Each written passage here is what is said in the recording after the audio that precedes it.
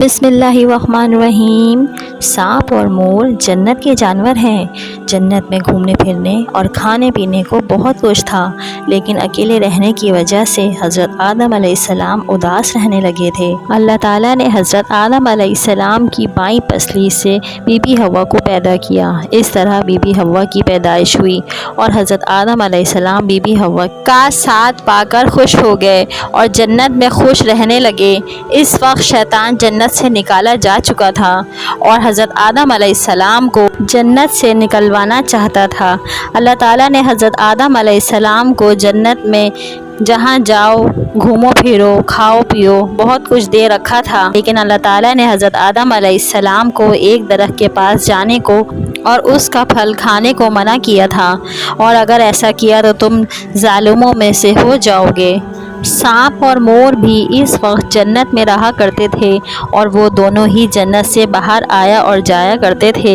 اس وقت سانپ کے پاؤں بھی تھے اور سانپ کے منہ سے بہت اچھی خوشبو بھی آیا کرتی تھی، اور مور بھی آج جتنا خوبصورت نظر آتا ہے اس وقت اس سے بھی کہیں زیادہ خوبصورت ہوا کرتا تھا، اور اس کے پاؤں بھی بے حد خوبصورت اور حسین تھے۔ شیطان کو جب جنت سے نکالا گیا، اس کے بعد سے کوئی بھی جنت سے باہر نہیں آیا تھا۔ 300 سال بعد ایک دن مور اور سانپ جنت سے باہر آئے تو شیطان نے فوراً ان کو دیکھا اور بولا مجھے بھی جنت میں اندر لے چلو۔ تو ان دونوں نے کہا ہمیں اللہ کا خوف ہے اور اس بات کا ڈر ہے کہ کوئی ہمیں تمہیں اپنے ساتھ لے جاتے ہوئے دیکھ نہ لے، اس لیے ہم تمہیں اپنے ساتھ جنت میں نہیں لے کے جائیں گے۔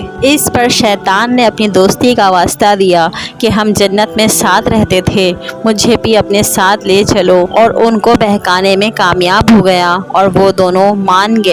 اور پھر سانپ نے شیطان کو مشورہ دیا کہ تم میرے منہ میں بیٹھ جاؤ، میں تمہیں وہاں جا کے اگل دوں گا، اور اس طرح سانپ نے شیطان کو جنت میں لے جا کر اگل دیا اور شیطان جنت میں داخل ہونے پر کامیاب ہو گیا اور مور بھی ساتھ ساتھ تھا۔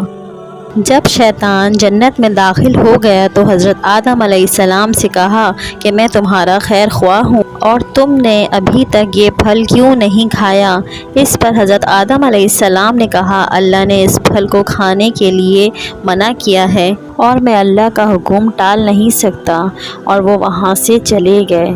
اور جب حضرت آدم علیہ السلام سو گئے تو شیطان نے بی بی حوا کو بہکایا اور اس میں کامیاب بھی ہو گیا، اور بی بی حوا نے حضرت آدم علیہ السلام کو بھی وہ پھل کھلا دیا اور خود بھی کھایا۔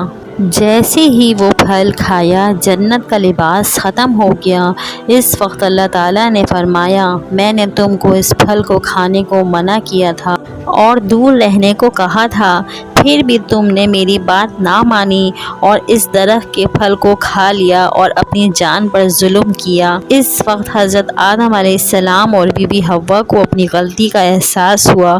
انہوں نے اللہ تعالیٰ سے معافی مانگ لی تو اللہ تعالیٰ نے ان کو معاف کر دیا اور جنت سے نکال کر زمین پر اتار دیا اور فرمایا زمین پر ایک خاص وقت تک تمہارا ٹھکانہ ہے اور تم زمین پر ہی رہو گے۔